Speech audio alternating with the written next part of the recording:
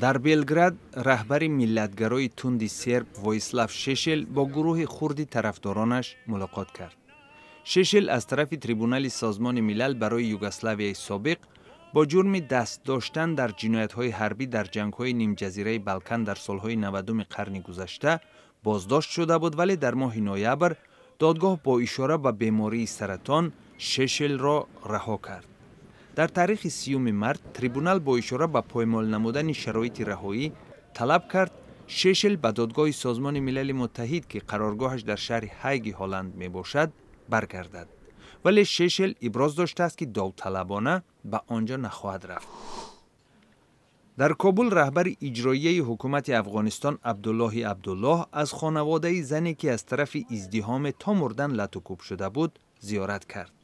عبدالله به والدین فرخنده وعده داد که کشتار دختر آنها مورد تفتیش همه طرفه قرار خواهد گرفت. پلیس میگوید این خانم 27 ساله افغان با اتهام بی‌اساس آتش زدن قرآن به قتل رسیده است.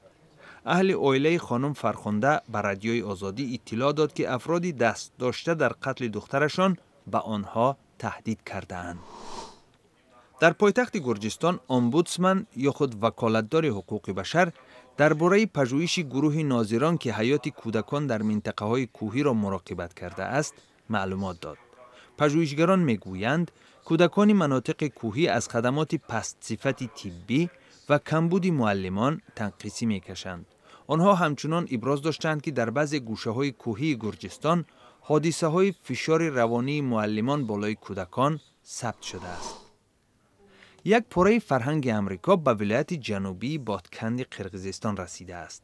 مرکز امریکایی در این گوشه هممرز با تاجیکستان که اخیراً افتتاح یافت، کتاب، فیلم و حتی جواری مکه امریکایی فراهم می‌آورد. در اینجا مردم محلی امکان خواهند داشت که زبان انگلیسی آموخته درباره ایالات متحده امریکا معلومات بیشتر پیدا کنند.